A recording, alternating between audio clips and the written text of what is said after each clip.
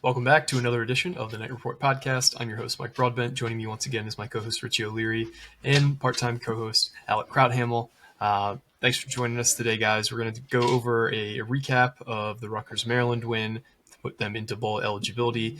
You have a few hoops notes that we're going to hit onto. We'll tell you where Rutgers is currently ranked in the latest AP poll that came out this afternoon. We'll have some more details on the potential Madison Square Garden game that's coming up soon, and more on basketball as well. But first, this podcast is presented to you by Knight and Day Apparel. Hey, Rutgers fans, get ready to slam dunk your style with Knight and Day Apparel. Cheer on your Scarlet Knights this basketball season with our exclusive Rutgers gear. From trend-setting designs to lifestyle garments, we've got you covered with everything you need to support your team in comfort and flair. Stand out in the crowd and show your passion for Rutgers basketball with designs that celebrate every dribble, dunk, and victory. Use our promo code Rutgers Rivals to get 10% off your purchase. Don't wait. Head to Knight and Day Apparel today and gear up for game day. Go Knights. We are also presented to you by BetOnline. BetOnline is the world's most trusted betting platform and your number one source for online betting. From the earliest odds to in-game live betting, BetOnline provides you with all the action and the ability to watch games as they happen. With the largest selection of odds from everything from football, NBA, college basketball, NHL, UFC, and MMA, head to BetOnline today and get in on the action with America's most trusted site for online wagering. BetOnline, the game starts here. So let's start with Alec. Alec was in College Park for the game on Saturday. What was your first? Have you been to Maryland before? First off, a few times. Only the second time I went for football. I went for both basketball games last year, but second time for football. The first time was the unfortunate Art Sitkowski game in 2018. So I'm glad that there was a better game this time around. So you slayed a demon of your own by seeing the Scarlet Knights get a win in College Park. What was the game like in person? It didn't look like a very packed crowd on the broadcast, but what was the game like in the stadium? Yeah, no, it really was not. I posted a picture on Twitter about like 15 minutes before kickoff. It really was not very full at all either. I think it got better as the game went on. Like by the second quarter, I think it was actually a pretty solid crowd. But then once Rutgers started to take the lead, they started to kind of file out. Let's see. I found the picture that I took. Again, this was like 15 minutes before the game was supposed to start, and this is what it looked like. Not a. I was right about that late arriving crowd. It did get better than this throughout the game, but not a wonderful showing. Yeah, that's brutal. Yeah, but but it was a solid game. It was definitely a lot of fun to watch. I didn't realize how high the press box was. There's like 5 floors up. That's how high it was, and you can tell from the TV cameras as well how high up they are. They're just like looking straight down. I was glad, according to some people, I was lucky to not have to listen to the TV broadcast. That's what people are saying. Apparently, it was a rough time. It was surprising too because Chris Myers is like an actual like NFL guy, and I don't know if he did a game yesterday or not, but sometimes similar to coaches, broadcasters can get caught looking ahead too, from speaking from personal experience. But yeah, it was a good game. It was good to see Rutgers really get into a rhythm on both sides of the ball. I know a lot of people have said this already, but it felt like a complete 60 minutes of football for one of the first times this season to get a win out of it. Ethan Kaliakmanis, I think, continues to look better and better as the year goes on. I know people have said that already too, but it was just apparent how in control he was. It felt like he had a prime target in each half. In the first half, it was Ian Strong, got him on so many slants, in breakers, posts, things like that. And then it was Demi Miller in the second half. They each got over 80 yards and a touchdown. Demi Miller had 107 yards. Kyle Monangai just gutted through. I know he's banged up. He had 97 yards and 2 touchdowns. He became the first Rutgers player to go back-to-back 1,000-yard season since Ray Rice, who was also there, which was pretty cool. It was a good game for Rutgers. Really good to see them really bounce back against a team and a system that's really given them a lot of trouble in years past. I thought Greg Schiano coached his butt off. Mike Loxley left a little bit to be desired on that end as well. Rutgers is bowl eligible. I know we don't have any bowling paraphernalia around, but Rutgers is bowling. And Rich, we haven't heard any of your takes on the game, so why don't you tell us what you thought of the game from the couch where you watched it? Yeah. Basically, it's kind of the same as what Alec already said. Ethan Calicmanis continues to impress. I thought last week his first half of football was amazing, and then I thought this week he put together a complete game. 20 of 30, 238 yards, and I know people on the boards are saying like we're really like going to cheer on 238 yards. Yeah, when you've only had 200 plus yards and 6 times since Shiano's been back, yeah, I think that you can cheer that on a little bit. Just absolutely like perfect. I shouldn't say absolutely perfect because there was that one incompletion that almost was a pick, but other than that, I thought everything else was pretty fine. He moved the ball down the field, hit to basically made Ian Strong like wide receiver 1 at this point.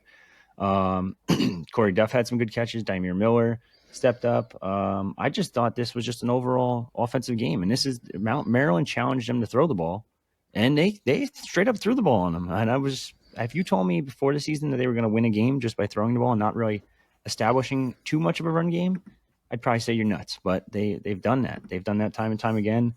Defense has been completely reworked. Kosh Sanders playing significant snaps. I know he had his ups and downs on Saturday, but I think he's going to just only become better and better. Shaquan Loyal kind of switched into a new role. He's kind of playing a little bit more towards that line of scrimmage. Hell, Jordan Thompson. Look at the athleticism back there on that pick. That's what happens when you're at the point of running out of linebackers too. You put a defensive end a little bit further from the line. But yeah, no, I thought overall it was just a really good game. Bo Mascal continues to impress. There's just you got to give credit to the coaching staff because they trusted Ethan from the get-go, and he's developed into a solid quarterback. And they've restructured this entire defense from top to bottom, and they've turned it into a good defense again. It was one of the worst in the country for 4 weeks in a row, and now it's back. It's back to being a Greg Schiano coached football team. Yeah, the passing game has certainly ramped up. The last 4 games, Ethan is 82 of 140, which is 59% completion, 1,078 yards, 6 touchdowns, 2 interceptions. On pace for the season, now that we're bowl eligible, he's on pace for 2,766 passing yards, 24 passing touchdowns, and 8 interceptions. Well past the numbers that I thought he would put up this year. But I think it also just bodes well for next season. Now, obviously, we're losing Kyle Monungai, but this is going to be a legitimate passing attack, like one of the better ones in the Big Ten like next year with the receivers you're getting back, 4 or 5 offensive linemen coming back, Kenny Fletcher, your top receiving tight end coming back. You're obviously going to need to add some guys in the portal, left tackle first and foremost, but this is all the makings of a very high-powered offense this year, this upcoming next season with the strides they've made in 2024. But I think you got to also give the defense a ton of credit. The defense really stiffened up in the second half.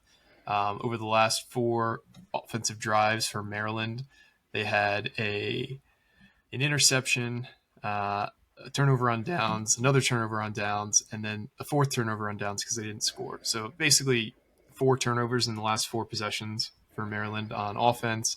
I don't have the X's and O's description of like why things are going better. I can only point to personnel decisions that they've made.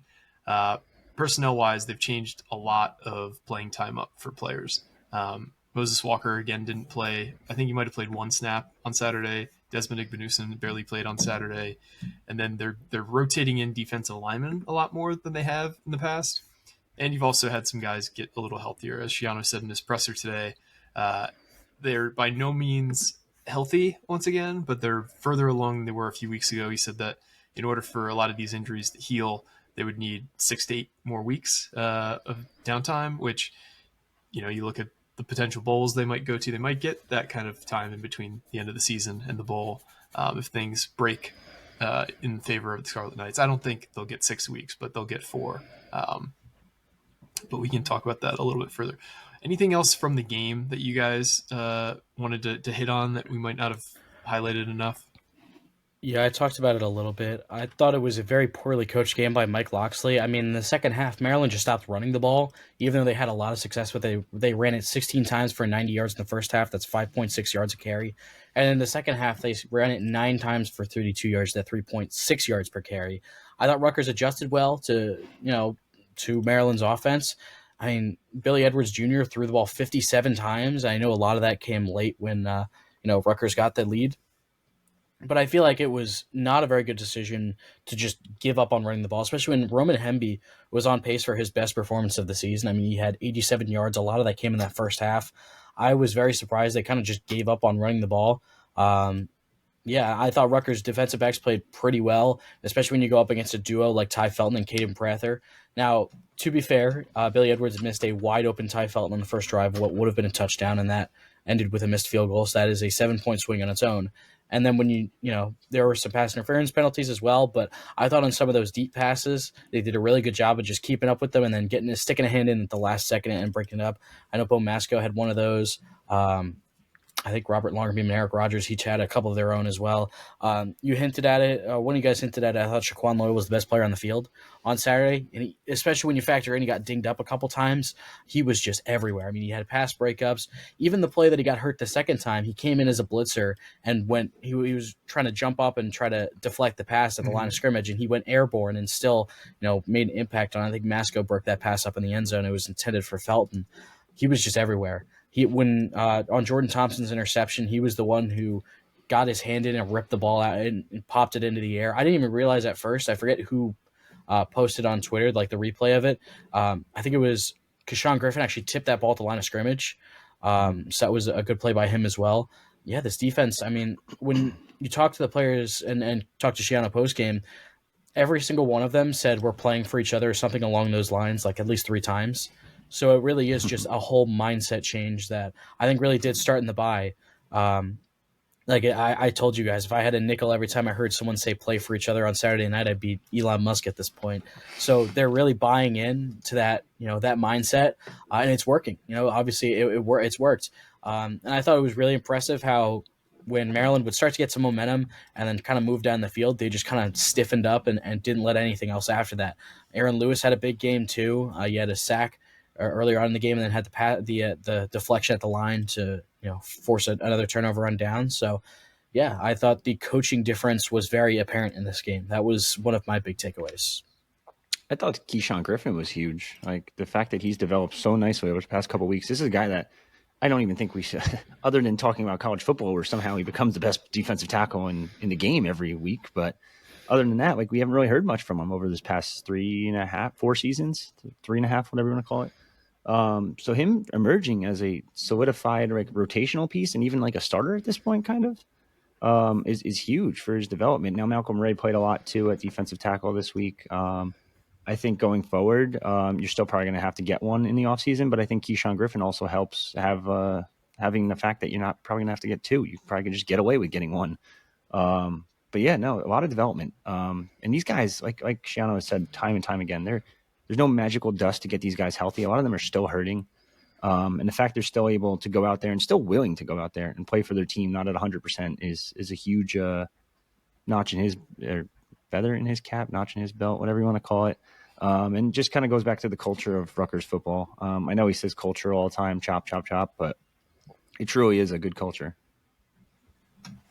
Yep, I agree. The culture is, I think we questioned it at times this year because there were so many mental mistakes that were made, so many assignments that were missed, and maybe it was due to certain players playing before they were truly ready to, and now that either they've learned from that and are now playing better, or they're playing less because of it. They've gone through some growing pains this year. Hopefully the growing pains they experience this year will help the team next year be more prepared for the situations that they'll face. But I guess we'll see in the future. They'll be playing Illinois on Senior Day on Saturday, noon kickoff. Plenty of tickets still available if you haven't gotten yours already. But this team definitely deserves to be honored. As Shiano also said in his presser today, this is a group that kind of bought in without having much to really buy into. Shiano said that when he took over, they were probably the worst program in the Power 5. And it was just surprising to hear him be upfront and admit that, because he wasn't necessarily saying that when he took over for obvious reasons, but for him to be able to kind of look back on it and admit it now is kind of surprising. But he's not wrong either. They were one of the worst programs in the nation, regardless of conference. So these guys definitely need deserve the send off that I hope they get on Saturday. 2 games left in the season. They're currently sitting at 6-4. What do you guys think final record wise for this team? Do you think they find at least one more win the rest of the season? I guess I'll go first. I think they do. I think they get one. I don't think they get two. I think if they get one against Illinois, I think they might be a little bit too beat up from that battle because Illinois is a heck of a physical team, similar to Rutgers. And it's on the road. I'm sure it's going to be like the end of November in East Lansing. It's never fun, that winter's like months. And I think Michigan State's. I think they're fighting for pole position as well. So it might just They're 4-6 currently, and their final 2 games are against Purdue and then Rutgers. So so they'll probably go into that game 5-6. So yeah, they might just have out of sheer force, they might just be able to outlast Rutgers in that game. But I think if they fall against Illinois, I think they'll have an extra gear against Michigan State to get that 7th win. That's kind of where I'm at right now. I'd say 7 wins definitely. I'm really confident against Michigan State. I don't think they're a good team. I think rookie coach, so to speak, sort of. He's coached for quite some time, but first year at Michigan State. I think Shiano will be able to outcoach him and win that game. It's this week that I'm like going back and forth with. Like, this Illinois team doesn't really have a signature win, so to speak. Like, I'm looking maybe the Michigan game. They played Nebraska down to the wire and ended up winning. That's a Nebraska team Rutgers took down to the wire and played one of their worst games and still took them down to the wire. Yep. Looking back at that game, it still kind of stings a little bit. But Eastern Illinois, Kansas, Central Michigan, like nothing special. They couldn't do anything against Penn State. They couldn't do anything against Oregon. And then they lost to Minnesota, who Rutgers just beat pretty, I won't say easily, but pretty well. So I would say I think I'm kind of optimistic. I'm usually the complete opposite. So I'm going to say 8 wins. I'm going to say that they found a way. Winning's contagious. It's a home game. Senior send-off. I think a lot of these guys are going to be pumped up and the juices are going to be flowing, whether it be Tyreen Powell, Flip Dixon, Shaquan Loyal, Kyle Monangai, et cetera, et cetera, et cetera. I think behind a newfound Rutgers offense that has a passing attack, it's only going to open things up for that run game. So I think Rutgers are going to win both. I love the optimism. I do think they also get to at least 7 wins. I think they've got too much wind at their back right now. Illinois is not a team that really scares me a ton. I think as Aaron Brightman and David Anderson were talking about how many monkeys they had to get off their back this year. Another opportunity this week for a monkey off the back with Illinois coming into this game ranked 24th, I believe. I think they barely squeaked in to the latest top 25 rankings. So an opportunity to get a win against a ranked team for the first time in like 15 years. I think they've lost 40 straight games against ranked opponents. I think 2009 was the last one, yeah. Yeah. And I think that's heavily skewed too because there's a big difference between beating the 24th ranked team in the country and beating the 6th ranked team in the country. And it seems like, I guarantee you, if you go back and look at the losses Rutgers has had, at least half of those are against top 10 teams because every year it's Penn State, Michigan, Ohio State. Michigan State we've played a few times ranked high. I know we've lost to them when they're ranked in the top 10. We've had to play highly ranked Wisconsin teams. Like, those are, I think there's more teams ranked in the top half of the top 25 than the bottom half that we've had to play, put it that way. Anything else football related that you guys wanted to touch on before we move on to some basketball?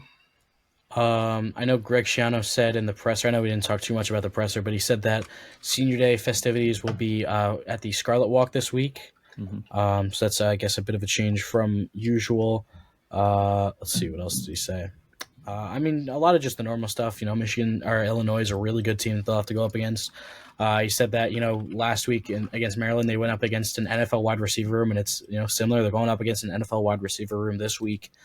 A lot of the, the same stuff that he usually talks about, ahead of these games. And I asked him if there's like one, because like I said before, they talked a lot about, him and the players talked a lot about playing for each other and how they kind of emphasized that mentality, to kind of get the season turned around. I asked him if there is a moment that he noticed or some, like, just a sense where it kind of clicked, where they got back on the right track and it kind of spearheaded this turnaround for the season. He said You said there wasn't really one moment that he saw it, but just making sure, going back into looking back, doing some self reflection as well, realizing that they kind of strayed away from it due to a couple of different reasons. He admitted that he said that he hasn't done the best job of keeping them focused on that one goal, and once they kind of got that focus back on track, that's when things really started to come along strong again. Only thing I got is Illinois football coaches. Brett Bielema was once a Rutgers football head coaching candidate before Shiano returned. Art Sikowski, assistant QB's coach, played at Rutgers, of course, and their defensive coordinator Aaron Henry was Rutgers DB's coach under Chris Ash. So a lot of ties to Rutgers. I know I just posted a video on our message boards of Bielema's press conference as well as Aaron Henry's press conference. Didn't really reminisce on his time at Rutgers. Just said a couple things, and that's pretty much it. But he was a damn good recruiter. I'll tell you that much. I am shocked that he's a DC though. Yeah, that seems like he's moved up the ranks pretty quickly in his few years since he left Rutgers under Chris Ash. All right, let's talk some hoops. So Rutgers has remained stagnant in the polls. They're ranked 24th in the latest AP poll.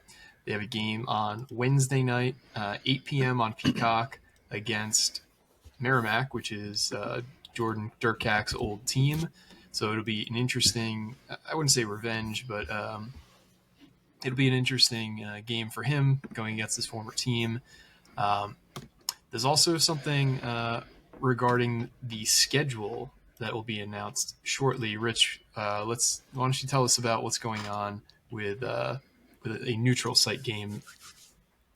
So that to be determined game against Michigan State is finally going to get announced. It's going to be Michigan State Rutgers at Madison Square Garden. Couple things here. It's a Rutgers home game. You don't get it as part of your season ticket package, but you will get a link for early pre-sale if you are a season ticket holder. Number 2, it's a Rutgers home game. This is Rutgers Gate. This is Rutgers everything. Rutgers on the Jumbotron. Rutgers, and actually I don't know who the announcer would probably be an MSG announcer if I had to guess, but either way, not the point. But it sounds like Michigan State will not have their band, they'll have their cheerleaders, maybe. I'm not sure about that one because I don't know if you bring your cheerleaders to away games. I think you do. But the band won't be there, I was told. This is going to be straight up Rutgers out of the gate. I expect this place to be sold out, if not very close to sold out. We've seen MSG pretty much packed with Rutgers fans. It's always been like 70-30, 60-40 maybe in that Michigan game, you can argue, but it's always been heavily red. I expect this one to be like 90% red from what we're hearing. But yeah, no, this is on top of it all, before everyone starts bitching and moaning, this is not like they needed to do this. It's not like the Big Ten told them to do this. Steve Peichel wants to do this. The coaching staff wants to do this. Ace and Dillon want to play at MSG. MSG just today by the boardroom got ranked the number 1 venue in all of in all of athletics throughout every sport. Like every sport, it's MSG is the number 1 venue. So there's a reason these kids want to play there. Everyone wants to go there.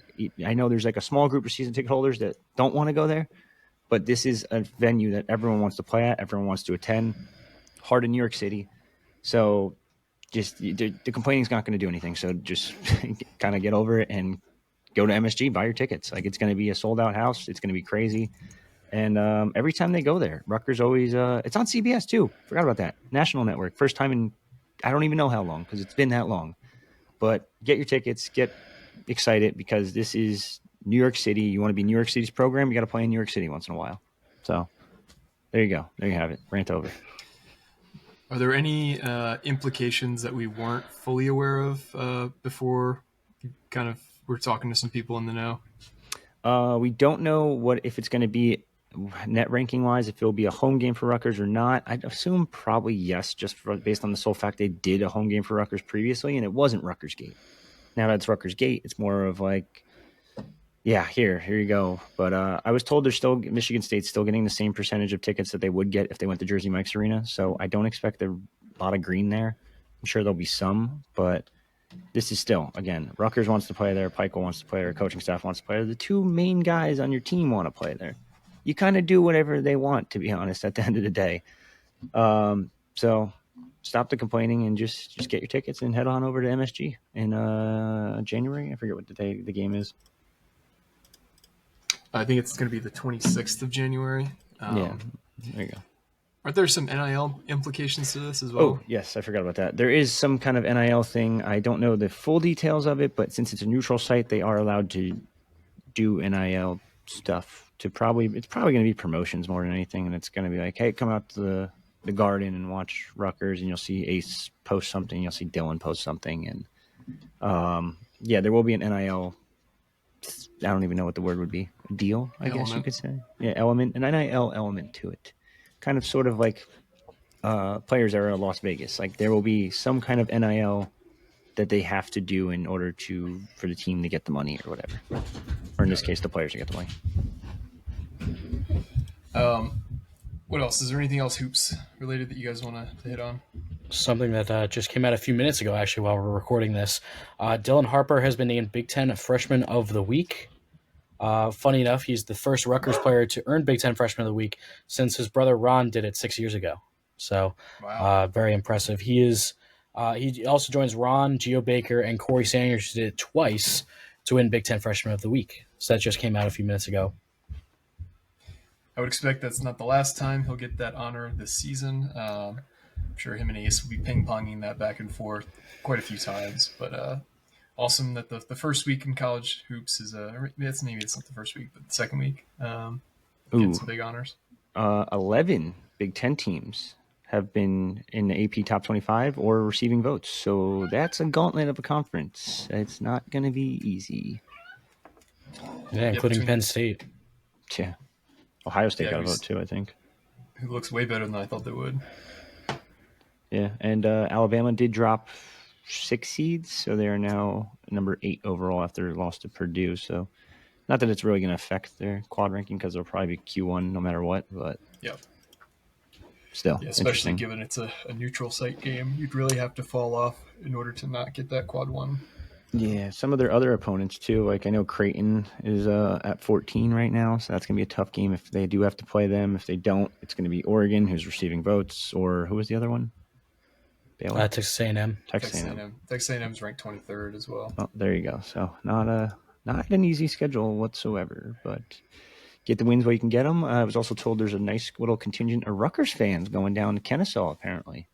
So that would be that's gonna be interesting to watch and. Just because it's such a small venue, but not many high major teams are willing to go on the road to a mid major, low major. I don't know what Kennesaw qualifies as. It's a low major. It's low major, yeah. So kind of cool. Yeah. No, I mean, Michael in these situations has shown the history of wanting to kind of get games close to his top players, regardless of their class ranking. Senior or freshman. Yeah, Eugene. Yep. I don't think this one, thankfully, will not work out that same way that one did, where the player never made it there and they lost the game. At the very least, the players will make it there. Oh, as our good friend Max pointed out on Twitter, he actually will make it to Toronto. After what was it, 5 years after he got picked up by the Raptors 905 G League team? Yeah, so interesting stuff there. Yeah. Also, I'd be remiss if I didn't mention Abdi Bashir, 38 points on Friday night. I mean, that was just an incredible showing. And, I mean, I did say the guy can shoot it. I mean, he is incredible. Unreal. It turns out, when you don't play defense in the Jersey Shore Basketball League, the offense still translates when you don't defend the perimeter that well. So I had someone ask me this, and I kind of want to know your guys' opinion on it. Are you concerned with Rutgers defending the 3-point line? Because I know, obviously, last week was mostly Abdi Bashir, but they shot 48.4% from 3, 38% for Peacocks from St. Peter's from 3, and then 32% from 3 from Wagner. I know Wagner, obviously an outlier, but still a lot of threes given up. I mean, not really. I'm because I trust the defense to figure itself out. Like, I know a lot of the defensive philosophy is to funnel everything towards the rim and then, rely on some of their big time rim protectors. I don't know how much that's going to change this year once they fully kind of get the system in place and the season is, in in its full force, because they don't have that, established rim protector like a Miles Johnson, like a Cliff Amore of the past 5 years. So I trust it. I trust it to work itself out because Rutgers has never been a like terrible 3-point defending team. It's more so if you're a good shooter, we'll try to run you off the line and set up some worse shooters to get those open looks. And so far, a lot of their opponents have been hitting them. But I mean, most of my faith just comes from the fact that Steve Peichel has done this for a long time. He's always had good defenses. So I'm going to trust Rutgers to have a good defense until proven otherwise. Fair enough. Yep, I agree. And those defensive principles will be hammered in more and more. I think Geo Baker was saying this, how like scoring is a sign of the talent you have, and not necessarily how good you play on defense. And we've been able to do that in spades. So I think we're doing the hard stuff easily, and the relatively easy stuff we're still kind of getting together as a team. So I think as the season goes on, I think we'll see a significantly better defensive team because we collectively have a lot of length, a lot of size for the positions that those players play, like guards and wings. We don't necessarily have a ton of beef in the middle, but I think with Lathan's emergence, I think that really elevates the floor of this team significantly. No, it does help that Merrimack shoots 23% from 3, so that should be I'm very telling. interested. I'm very interested to see how that game goes because Merrimack plays 2-3 zone and they do not like to go very fast. So I'm very curious to see how Rutgers matches that. Whether they try to get into try to play Merrimack's game and just do it better than them, or if they try to get Merrimack off balance with their pace. It seems like they just find a high volume guy every year though. Like it was Dirk Kack last year and wasn't a great 3-point shooter. Now Adam Clark this year is putting up 20. Not a great 3-point shooter. It's just like, hey, can you get to the rim? Can you score? Yeah, I mean, You're our guy. he has an absurd usage rate, like top 10 in the country in terms of like percentage of possessions, according to Ken Palm. Crazy. Yeah, hits all his free throws. Like he's actually a really good player. Nope, that's my husky. No, I was gonna say that's definitely not my dog. Nope, he's unhappy about something. Hey, maybe he wants Adam Clark in the portal. Who knows? Yeah, maybe. I think that's a sign, though, to end this one. We'll have a preview pod for Illinois up later in the week. We're still trying to figure out who we'll be speaking with, but we'll have you covered there. And obviously, any news that breaks, we'll have you covered as well. Live show on Saturday after the Illinois game, time TBD. But I want to thank everybody who has liked, subscribed, told a friend, given a review. It's really helped the show grow. And if you haven't already, I don't know what you're waiting for. I'll do the point down for. Why don't you just subscribe right here if you're watching this on YouTube if you haven't already. I just don't know. I don't know how you haven't subscribed if you watch this regularly on the Crazy. YouTube. But if you've made it this far, yeah, especially if you've made it this far. But for me and Alec and Richie, this has been another edition of the Knight Report podcast. Signing off.